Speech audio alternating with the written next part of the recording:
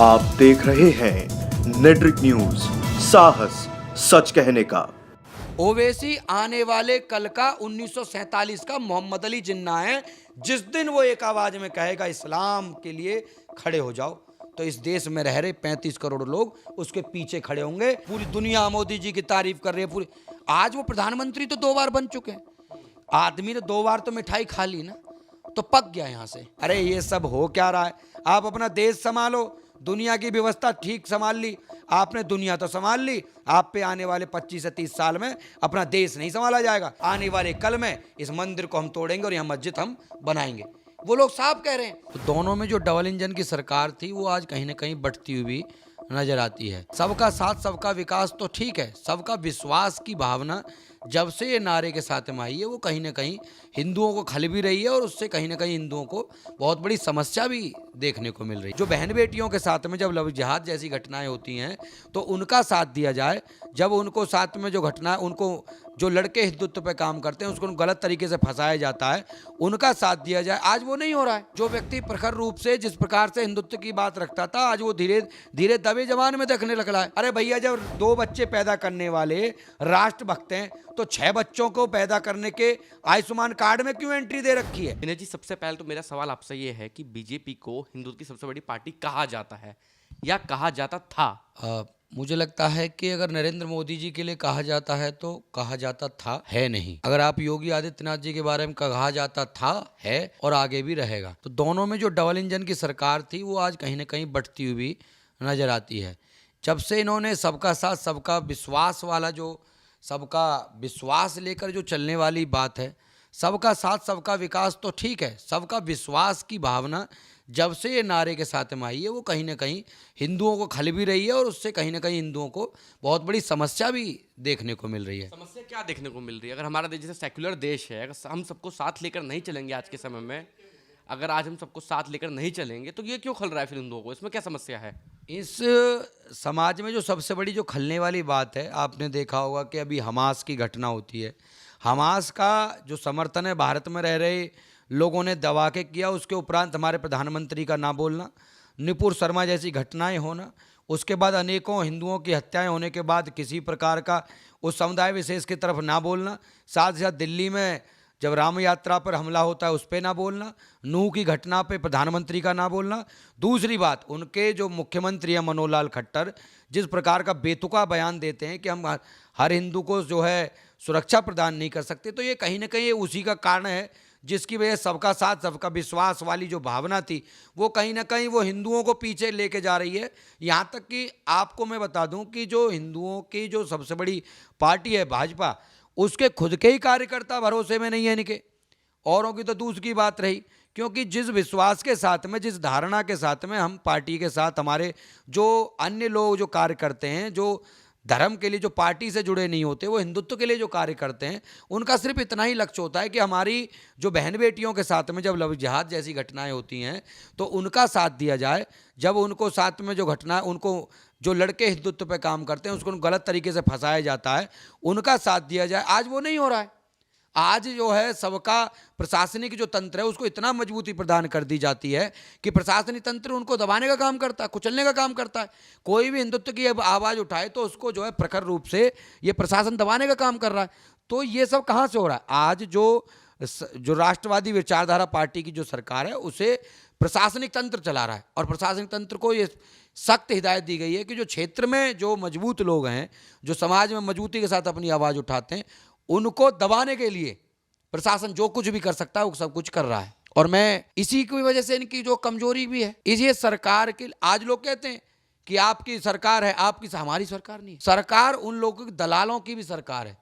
आज जितने समाजवादी पार्टी, बसपा, कांग्रेस में जो दलाल हुआ करते थे, वो आजकल जो ब्रोकर हुआ करते थे, आजकल टेंडर से लेकर सारा ठेका उन्होंने ले रखा है। कोई रोड नाली से लेकर सारे वही बनवा रहे हैं। आज जो इनका खुद का कार्यकर्ता है, इनकी कार्यकर्ता की स्थिति ये है कि अगर थाने पे कोई बाइक भी पकड़ी जाती है, अगर जल्दबाजी में कोई बहन बेटी को लेकर कहीं जा रहा है और गलती से हेलमेट भूल गया तो उसकी बाइक पकड़ के जब खड़ी कर ली जाती है तो किसी बड़े अधिकारी के कहने से भी बाइक नहीं छूटती। तो एक ऐसा क्यों हो रहा है?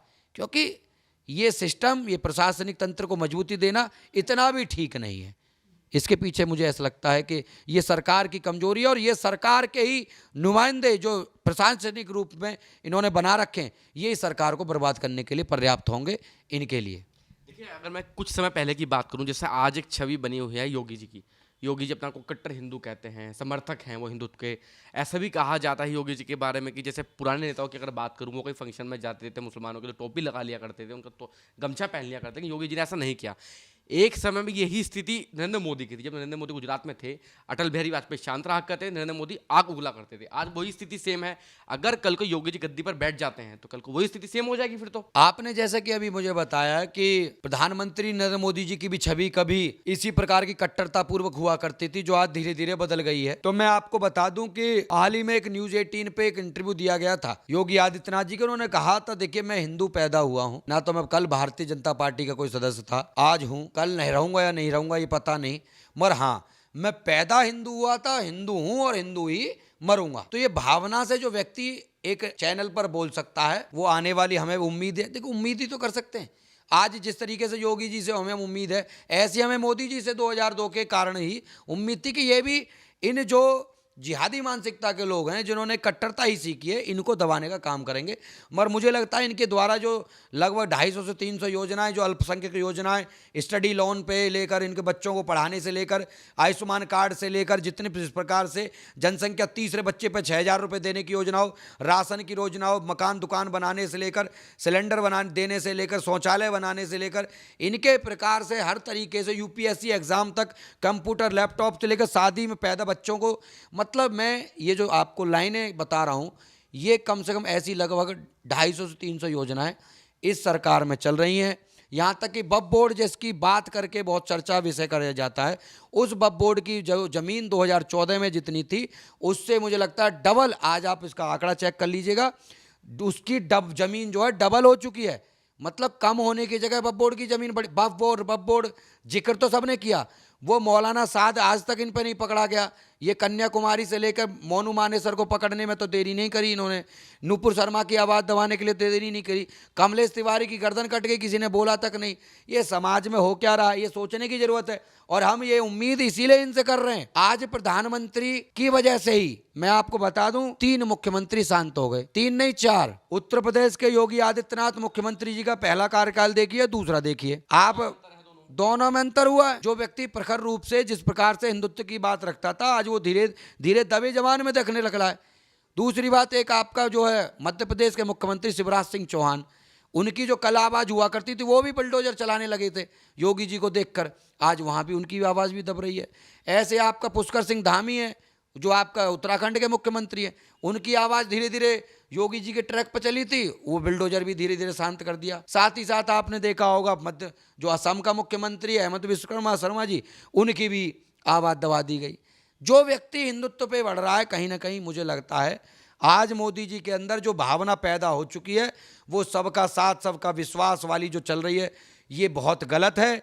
नोबेल पुरस्कार जरूर मिल सकता है इससे, शांति का प्रतीक देके। आप हो सकता है सत्ता, आप कह रहे थे कि आपके जो लोग हैं वो ईरान और इराक वाले, जो कुवैत वाले, वो आपके हो चुके हैं। तो हाल ही में आज आपने देखा होगा एयरफोर्स के कुछ अधिकारियों को, नेवी के अधिकारियों को वहाँ फांसी देने का काम किया जा रहा है। अरे ये सब हो क्या रहा है? आप अपना देश संभालो, दुनिया की व्यवस्था ठीक संभाल ली आपने, दुनिया तो संभाल ली, आप पे आने वाले 25 से 30 साल में अपना देश नहीं संभाला जाएगा। जिस प्रकार से वो लोग आज अपनी जनसंख्या बढ़ा रहे हैं, आपसे एक बात कही गई थी 10 साल आपने 2019 में खुद की करनी कतनी में अंतर हो गया है। जो 2019 में खुद कहते थे कि जनसंख्या नियंत्रण कानून, जनसंख्या 2 बच्चे पैदा करने वाले लोग राष्ट्रभक्त हैं। अरे भैया, जब 2 बच्चे पैदा करने वाले राष्ट्रभक्त हैं, तो 6 बच्चों को पैदा करने के आयुष्मान कार्ड में क्यों एंट्री दे रखी है? आयुष्मान कार्ड आप कहते हो कि जिनके 6 बच्चे उन्हीं का बनेगा। ये कहाँ का सरासर नाइंसाफी है हिंदुओं के साथ। हिंदुओं के वोट के आधार पर बनी सत्ता में आए हुए लोग अगर ऐसे करेंगे तो ये तो भाई विश्वासघात होगा ना।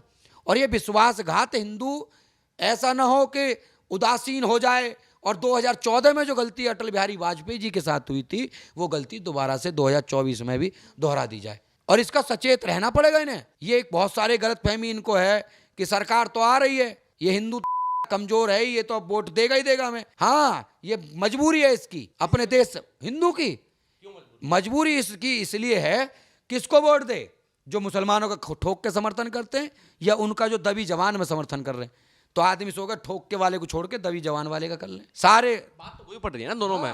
उसमें बस इतना सा है कि भाई हमारी इज्जत तो ढक जाती है। एक आदमी साथ लेके कर रहा है, दूसरा आदमी पीछे से कर रहा है, बस अंतर इतना सा हो रहा है। हाँ, कुछ लोग जो हैं, कुछ लोग इसमें बड़ी गड़बड़ कर रहे हैं, जो इनके इसके कारण भी मैंने जैसे बताया, ये IAS IPS लॉ भी जो लेकर ये चल रहे हैं साथ में, वो बहुत ही भ्रमित करने का काम कर रही है। और मेरा आपसे हाथ जोड़ के निवेदन है, मोदी जी आप जो थे वो हैं, वो रहें आगे तक।